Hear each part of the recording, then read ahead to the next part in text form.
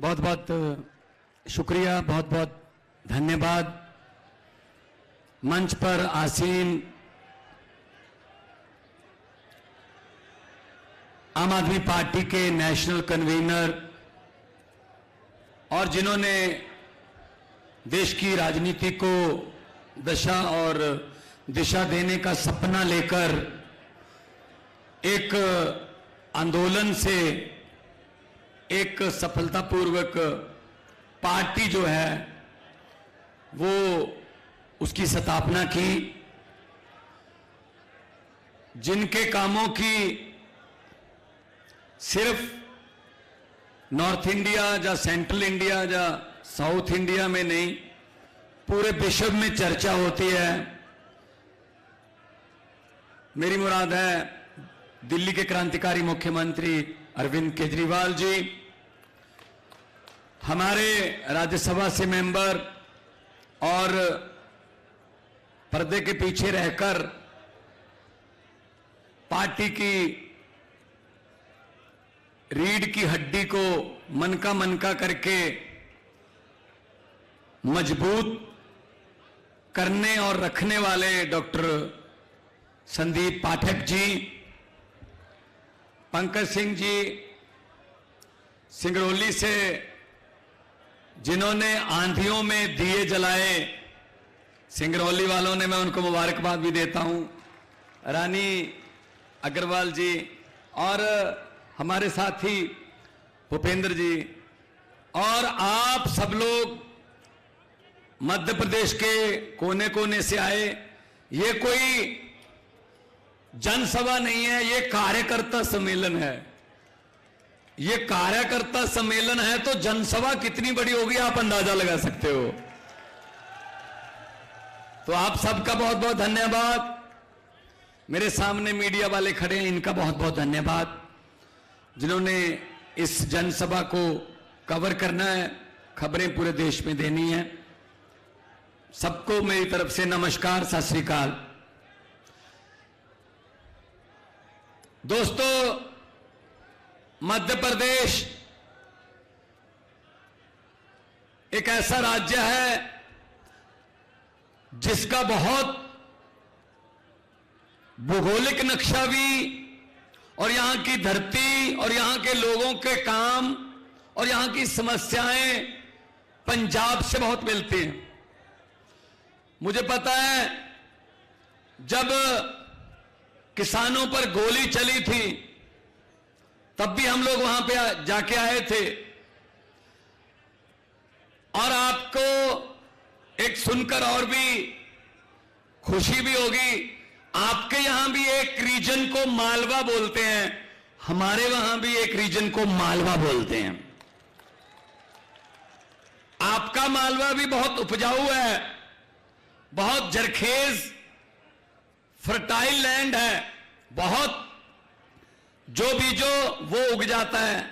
मध्य प्रदेश के मालवा में भी यही बात हमारे मालवा में भी है। मैं भी मालवा से हूं, संगरूर, पटियाला, फतेहगढ़ साहब, लुधियाना, बठिंडा, फरीदकोट, मोगा, फिरोजपुर, ये सब मालवा है। तो आप लोगों की समस्याएं हमारे साथ बहुत मिलती हैं। आज से लगभग एक साल, परसों एक साल हो जाएगा, 16 मार्च को, एक साल पहले पंजाब के लोगों ने श्री अरविंद केजरीवाल जी की गारंटियों पर विश्वास किया और 117 में से 92 सीटें हमें दी और हम पर जिम्मेदारी हमारे कंधों पर दी कि बहुत हो गया, ये दोनों पार्टियां हमें 5-5 साल की बारियां बांधकर लूट रही हैं, हमारा इनसे पीछा छुड़वा दो, आप आगे आओ। एक साल हुआ है अभी, एक साल में हमने 26,797 सरकारी नौकरियां दे दी। मैं ये नियुक्ति पत्र देके आपके सामने खड़ा हूं। एक साल में हमने 1 जुलाई से लेके मार्च में सरकार बनी, मई जून, अप्रैल मई जून निकला, 1 जुलाई से लेके आज तक वो चलता रहेगा। हमने बिजली का बिल जीरो करने का वादा किया था। आज पंजाब के 87%, 87% घरों को बिजली का बिल जीरो आता है जी। 1 साल में हमने शुगरफेड की तरफ से कई सालों से किसानों के गन्ने की पेमेंट नहीं हुई थी, 394 करोड़ हमने वापस कर दिया गन्ने के किसान को। 1 साल में हमने मूंगी की दाल तीसरी फसल के तौर पर भिजवाई और 7275 रुपया एमएसपी उस पे दी। अगर किसी की मूंगी की दाल 6500 रुपए पर क्विंटल बिकी, हमने उसका डिफरेंस पे किया 775 के, आपको एमएसपी के बराबर की पेमेंट मिलेगी। हमने 500 मोहल्ला क्लिनिक खोल दिए, 150 के लगभग मोहल्ला क्लिनिक और तैयार हैं। उन 500 मोहल्ला क्लिनिक में अब तक 12 से 15 लाख के बीच लोग आकर वहां से दवाई लेकर ठीक हो चुके हैं। उनको सरकारी अस्पताल में धक्के खाने की जरूरत नहीं रही। सिर्फ 1 साल की प्राप्तियां गिनवा रहा हूं। 1 साल में हमने स्कूलों का कायापलट करना शुरू कर दिया। अब स्कूल ऑफ एमिनेंस बनेंगे, प्रिंसिपलों को सिंगापुर जाके ट्रेनिंग दे रहे हैं। 1 साल में हमने करप्शन के अगेंस्ट एक मुहिम चलाई। लोगों को एक फोन नंबर दिया कि आप अगर सरकारी दफ्तर में जाओगे, कोई बाबू पैसे मांगता है, मना मत करना, जेब में हाथ डालकर पैसे मत निकालना, फोन निकाल लेना, उसकी फोटो खींचकर हमको भेज देना, बाकी काम सरकार का है। सैकड़ों की गिनती में जो रिश्वतखोर थे वो जेलों में है। ये 1 साल की प्राप्ति है हमारी। तो नीयत साफ हो तो सब कुछ हो सकता है। नीयत साफ हो। दुकानदारों के लिए, छोटे व्यापारियों के लिए, मजदूरों के लिए हमने मिनिमम वेजेस मजदूरों का बढ़ाया, जो दिन रात काम करते हैं, जो उसी दिन कमाते हैं उसी दिन खाते हैं। तो हम सच्ची नीयत से काम करने वाले लोग हैं। हम किसी पार्टी से निकाले हुए या किसी पार्टी को छोड़कर आए नहीं। अरविंद केजरीवाल जी ने एंटी करप्शन मूवमेंट से पार्टी निकाली, एंटी करप्शन मूवमेंट से, आंदोलन से निकली हुई पार्टी है। तो मैं फिर कहता हूं, नीयत का फर्क है बस। भगवान ने हमारे देश को बहुत कुछ दिया है। पहाड़ है हमारे पास, मारूथल रेगिस्तान है हमारे पास, कोयला है हमारे यहां धरती के नीचे, तेल हमें मिलता है धरती के नीचे से, हर किस्म का मौसम है, हर किस्म के फूल हैं, हर किस्म के दरख्त हैं, और लोग बहुत देशभक्त और मेहनती हैं। बस एक चीज की कमी रह गई, सच्ची नीयत वाले नेताओं की कमी रह गई। बस वो अगर पूरी हो जाए तो ये देश दुनिया का नंबर 1 देश बनेगा, पक्का बनेगा। दोस्तों, इन्होंने क्या कर रखा है अभी? इन्होंने ये तहैया कर रखा है कि जो भी अच्छा काम करेगा देश में उसको पकड़ के जेल में डालेंगे। तो बड़े साहब को पता चला कि दिल्ली के स्कूल तो बहुत ही अच्छे बन रहे हैं। ये जब ट्रंप की पत्नी आई थी, उसने कहा था मैंने तो दिल्ली के स्कूल देखने हैं। उन्होंने कहा जी कोई एमसीडी वाला दिखा देते हैं। कहते नहीं, केजरीवाल वाले देखने हैं। तो केजरीवाल से चाबी लेनी पड़ी स्कूल की, स्कूल खुलवाना पड़ा। तो फिर उन्होंने पता करना शुरू किया कैसे बना दिए, किसने बना दिए। ये तो गरीबों के बच्चों को पढ़ा रहे हैं, गरीबों के बच्चे वकील बन रहे हैं, आईआईटी में जा रहे हैं, डॉक्टर बन रहे हैं। ये तो गरीबी खत्म कर देंगे अपने घर की। गरीबी खत्म हो गई तो हमारे घर के सामने, हमारे महलों के सामने अर्जियां लेकर हाथ जोड़कर कौन आएगा लाइन बनाकर? और ये तो समझदार हो जाएंगे बच्चे, अगर पढ़ गए समझदार हो गए तो वोट भी सोच समझ कर पाने लगेंगे। और अगर वोट सोच समझ कर पाने लगे, अगर देश के लोग सोच समझ कर वोट देने लगे, तो कांग्रेस और बीजेपी को कोई भी वोट नहीं देगा। ये नफरत के नाम पे, ये नफरत की राजनीति करके वोट लेते हैं भाई साहब। पहले इन्होंने सेटिंग कर रखी थी। अभी देख लो आपके यहां, आपने वोट दिए कांग्रेस को कि चलो ये शिवराज चौहान के जो राज्य उससे पीछा छूटे 15 साल हो गए, तो आपने वोट दिया कांग्रेस को। लेकिन थोड़ी देर बाद सरकार किसकी बन गई? बीजेपी की। इसका मतलब ये हो गया, कांग्रेस को वोट दो चाहे बीजेपी को वोट दो, जिसको ये चाहेंगे सरकार तो उन्हीं की बनेगी, हमारा उसमें कोई लेना देना नहीं होता भाई साहब। जो कांग्रेस वाले इस्तीफा देकर दोबारा बीजेपी की तरफ से लड़े, क्या उनमें से एक ने भी एक भी वोटर को पूछा कि भाई साहब मैं जिताया तो आपने था लेकिन मैं इधर जाना चाहता हूं, चला जाऊं? पूछा भाई साहब किसी ने? इसका मतलब वोट लिया, हमारा काम खत्म, उनका काम शुरू। वो आपको बेचने लगते हैं।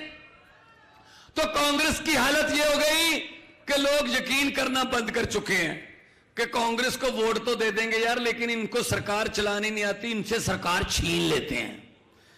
मध्य प्रदेश वाली छीन ली, कर्नाटका वाली छीन ली, गोवा वाली छीन ली। और हमारे वाले में आम आदमी पार्टी के बारे में ये कहते हैं लोग कि चाहे दिल्ली में एलजी तंग कर रहा है, लेकिन सुप्रीम कोर्ट में जाकर कभी धरने लगाकर ये सरकार चला रहे हैं, और उनके शेर की मांद में बैठकर जो है वो सरकार चलाई जा रही है और फैसले लिए जा रहे हैं। एलजी को फैसले बदलने पर मजबूर होना पड़ रहा है। तो अगर काम करना है लोगों के लिए तो लोगों से पूछिए। बजट लोगों को पूछ के बनता है दिल्ली का। हमने इंडस्ट्रियल पॉलिसी बनाई, इंडस्ट्रियलिस्टों को पूछकर बनाई।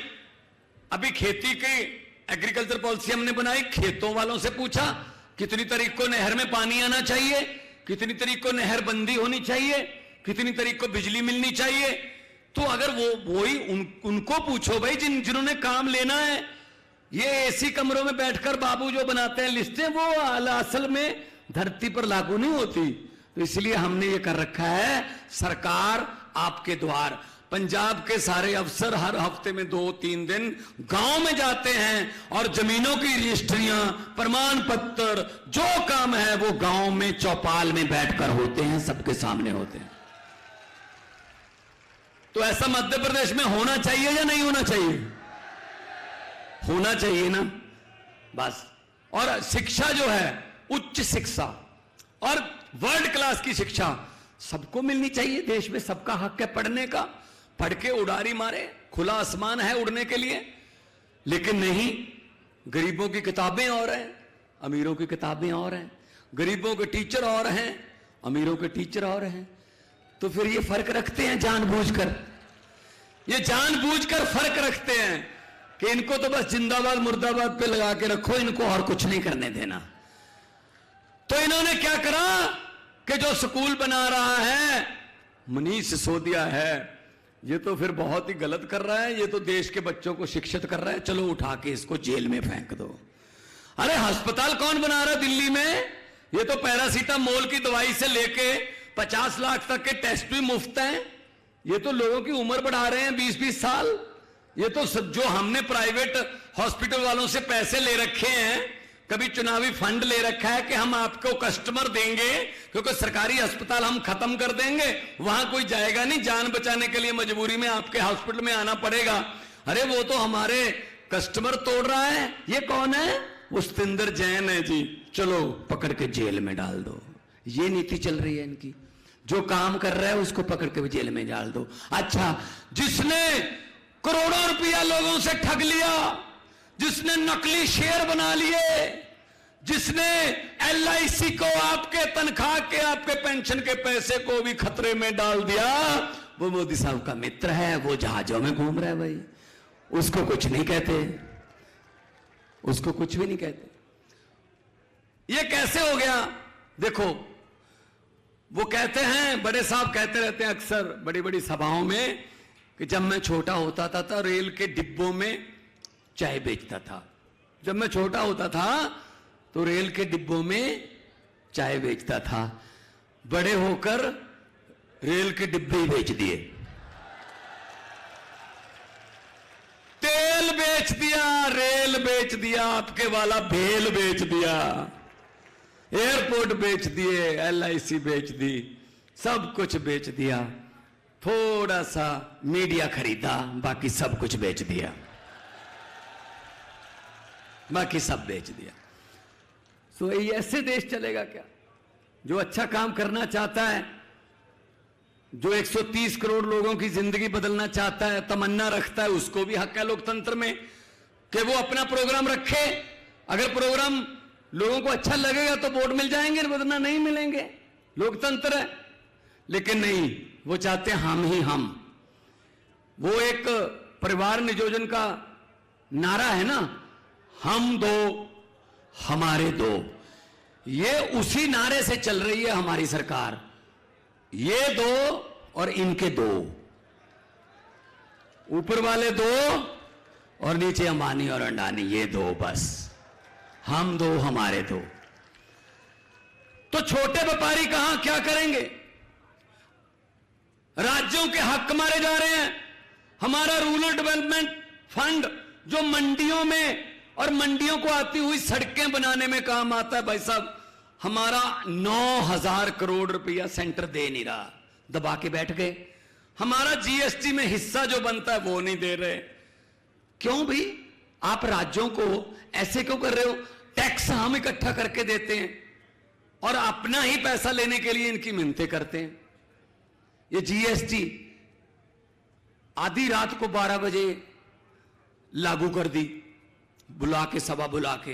ये बहुत सारे काम आधी रात को करते हैं। कई तो मुख्यमंत्री भी आधी रात को ओथ लेते हैं, राज्यपाल को जुगा लेते हैं, एक बार ओथ दिलवा दे, बाकी देखेंगे कितने काम हैं, बाद सवेरे पूरे कर लेंगे। और कांग्रेस वालों से बात करते हैं, कांग्रेस वाले वैसी सेल पर हैं। कांग्रेस देश में अब चेंज नहीं है, कांग्रेस एक्सचेंज है। कांग्रेस को तो अपने हेड ऑफिस पे, बोर्ड पे लिख देना चाहिए, यहां पर लोगों द्वारा चुने गए विधायक सस्ते रेटों पर बिकते हैं। तो GST लागू कर दिया आधी रात को। GST क्या है? यहां छोटे दुकानदार भी बैठे होंगे। भाई साहब समझ आई किसी को GST क्या है, कहां लगती है, कहां से इसका पैसा मिलता है, कहां कितने % है? समझ आई? बड़े बड़े CA नहीं समझ पा रहे, बड़े बड़े व्यापारियों को GST की समझ नहीं आ रही। GST तो वो है, एक टीचर ने, एक मास्टर जी ने स्कूल में जाके एक बच्चे से सवाल पूछा, खड़ा हो बेटा, एक नीम के दरख्त को, एक नीम के पेड़ को 2 केले लगे, जब आम पके तो खरबूजा हुआ, तो जब खरबूजा बड़ा होकर अंगूर बना, जब वो अंगूरों का गुच्छा नीचे गिरा तो कितने बेर थे? ये GST है। पेड़ नीम का है, लगे केले हैं, पका आम है, गिरे अंगूर हैं, गिनने बेर हैं। ये GST है बड़े साहब की। भाई साहब खुद तो ज्यादा देखते देखते नहीं है फाइलों को, जो अफसर बोलते हैं साइन कर देते हैं। तो ऐसे तो देश नहीं चलेगा ना।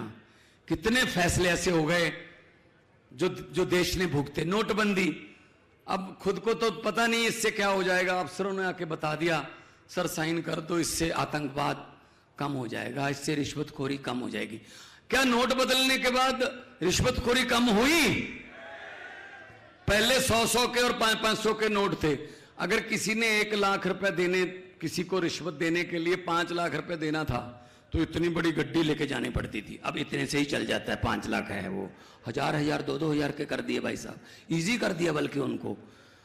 और साइन कर दिए साहब ने। लाइनों में कौन लगा? लाइनों में बड़ा व्यापारी नहीं लगा, लाइनों में रिक्शे वाला लाइन में खड़ा था, रेडी वाला लाइन में खड़ा था, मजदूर लाइन में खड़ा था। 150 आदमी, 150 भारतीय नागरिक लाइनों में खड़े खड़े मर गए भाई साहब। किसी को दिल का दौरा पड़ गया, कोई गर्मी में बेहोश हो गया, कोई किसी को ठंड लग गई। तो मतलब क्या फायदा हुआ जी? और कहा बस इसके फायदे देखना, मुझे 50 दिन दे देना, फिर किसी चौक में खड़े कर लेना, मुझसे पूछ लेना। भाई साहब, ना वो चौक आया ना बड़े साहब आए, फैसला कर लिया 15 लाख रुपए हर घर में आ जाएगा। किसी ने बोल दिया बोल दो जी, कौन पूछता बाद में, बोल दो। तो 15 लाख रुपए आपके घर में आ गया? आया नहीं ना? 15 लाख की बात छोड़ो, जो हमारे घर में 2-3 हजार रुपया इमरजेंसी के लिए हमारी माँ ने, बहन ने, मौसी ने संभाल के रखा हुआ था, वो भी निकाल कर ले गए नोटबंदी की वजह, वो भी निकाल कर ले गए। तो ऐसे तो देश नहीं चलेगा ना कि अफसर चलाएं और साहब आंखें बंद करके साइन कर दें। कुछ तो देश के लोगों के बारे में सोचें, पॉलिसीज बनाने से पहले उनका होमवर्क होना चाहिए। तो मैं यही कहने आया हूं, हमारे जो कन्वीनर है ना अरविंद केजरीवाल जी, इनका एक बहुत बड़ा फायदा है हमारी पार्टी को।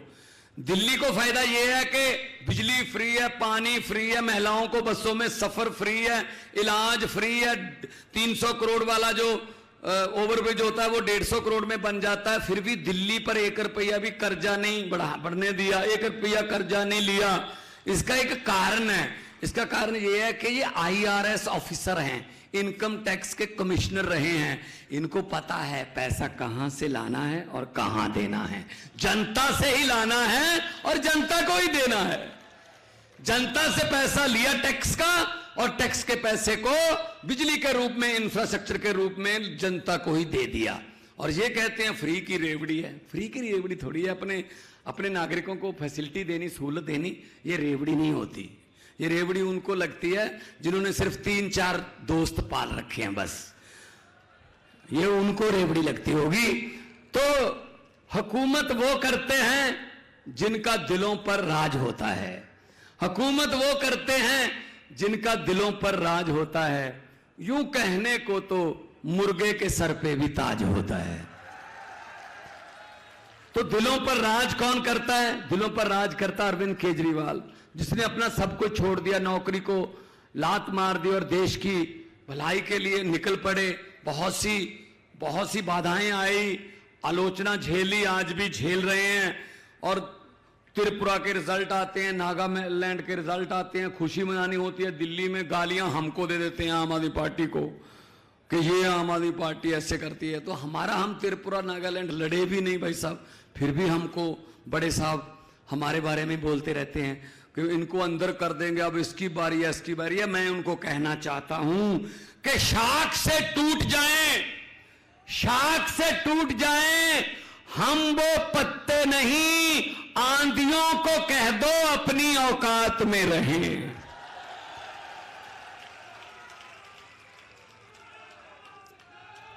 तो हम ये जेल से डरने वाले नहीं हैं, हम ये पर्चों से डरने वाले नहीं हैं। हम लोग तो पहले ही बहुत सड़कों पर बैठकर अनशन करके हमारी पार्टी निकली है। हमारे लिए कुछ भी नया नहीं है, आंदोलन करना हमें आता है और लोगों के पक्ष में, लोगों की भलाई के लिए, अपने लिए नहीं लड़ रहे हम। जैसे ये शिवराज चौहान, ये बाकी सारे, इनकी लड़ाई किसके लिए है? सीएम बनने के लिए, कुर्सी के लिए, आपके लिए नहीं है। हमारी लड़ाई आपके लिए, आपके लिए लड़ेंगे और आपके लिए हम लड़ेंगे। लेकिन हम काफी नहीं है, हमारी औकात नहीं है।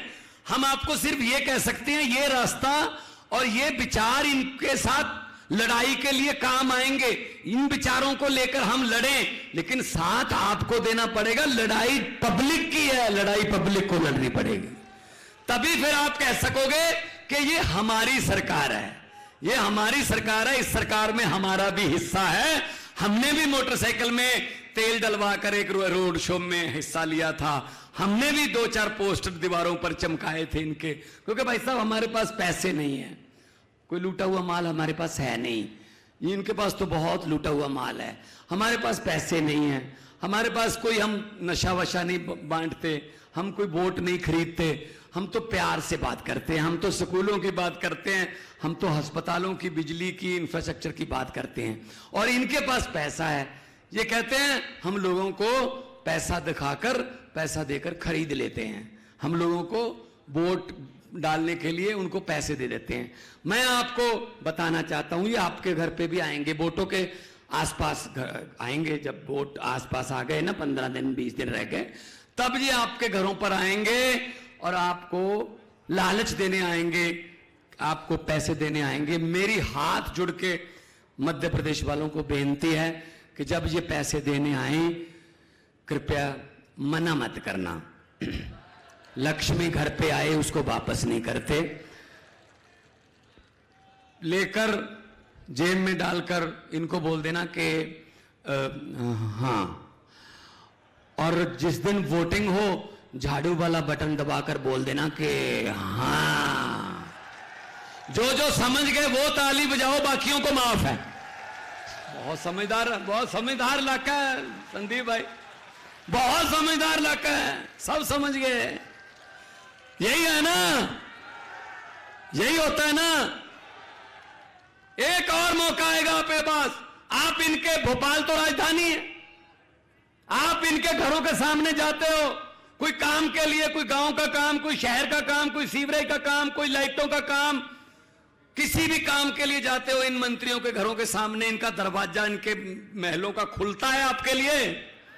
नहीं खुलता। चाय पानी की बात छोड़ दो, दरवाजा भी नहीं खुलता। एक साइड पे एक छोटी सी एक रखी होती है खिड़की, उसको खोल के पीए कहता है साहब है नहीं, अगले बुधवार को आना, चिक चिक अंदर से कुंडी बंद। कोई बात नहीं, इलेक्शन के समय ये आपके दरवाजे खटखटाने आएंगे, उसको बोलते हैं डोर टू डोर। ये आपके दरवाजे खटखटाने आएंगे। मध्य प्रदेश वालों, बदला ले लेना, अंदर से कुंडी मत खोलना, अंदर से ही बोल देना हम भी आज घर पे नहीं है, इलेक्शन के बाद आना। तब इनको पता चलेगा कि किसी के दर्द से खाली जाने का दर्द क्या होता है। खा गए लूट के देश को, क्या नहीं खाया, शहीदों के कफन में से भी पैसे खा गए, क्या नहीं खाया इन्होंने, सब खा गए, मिल के खा गए। अंग्रेजों ने भी इतना नहीं लूटा था, अंग्रेज भी बेशर्म हो रहे हैं, अभी उनको शर्म आ रही है कि हम 200 साल में उतना नहीं लूट पाए जितने ये अपने देश को 2 साल में लूट लेते हैं। ये हालत कर रखी है। किसी नदिया के घाट पर अगर ये नेता लोग बस जाएं, किसी नदिया के घाट पर अगर ये नेता लोग बस जाएं, तो जनता के 2 प्यासे होंठ भी, जनता के 2 प्यासे होंठ भी 2 बूंद पानी के लिए तरस जाएं। गनीमत है, शुक्र है, मौसम पर हुकूमत चल नहीं सकती, वरना सारे के सारे बादल भी इनके खेतों में ही बरस जाएं। आप इकट्ठे रहिए, आपका हक है, देश आपका है, 130 करोड़ लोगों का देश है, नदियां, जंगल, पहाड़, सब पर आपका हक है। वो हक लेने के लिए हमारे पास वोट का अधिकार है, और वोट का अधिकार इन दोनों ने कोई ठेका नहीं ले रखा। इस बार झाड़ू उठाओ और मध्य प्रदेश की गंदगी की सफाई कर दो, राजनीतिक सफाई कर दो। और 2 नारे दोनों हाथ ऊपर उठाकर लगाने हैं, क्योंकि इस सभा में कुछ बीजेपी वाले भी आए होंगे, आते हैं, मुझे पता है आते हैं, क्योंकि उनके आका भेजते हैं उनके बॉस उनको कि पता करना केजरीवाल की जो जनसभा हो रही है वहां कितने लोग थे और नारे जो लग रहे थे वो कितनी जोर से लग रहे थे। तो इतनी जोर से नारे लगाने हैं कि जो आए हैं खबरी यहां पर, उनको अपने बॉस को ये कहना पड़े कि सर मुझसे क्या पूछ रहे हो, नारे कितनी जोर से लग रहे हैं, आपको घर पे सुन ही रहे होंगे। उनके घरों तक शीशे हिल जाएं, इतनी जोर से नारे लगाएं। शहीदों के नारे हैं, इनकलाब, इनकलाब, भारत माता की वंदे, बोले सोनिहाल। बहुत बहुत धन्यवाद, आपने इतने प्यार सत्कार से सुना। तंदुरुस्त रहिए। और लोगों को अक्सर कहते सुना है जिंदा रहे तो फिर मिलेंगे, लेकिन इस दिल ने कहा है मिलते रहे तो जिंदा रहेंगे। बहुत बहुत मेहरबानी, धन्यवाद।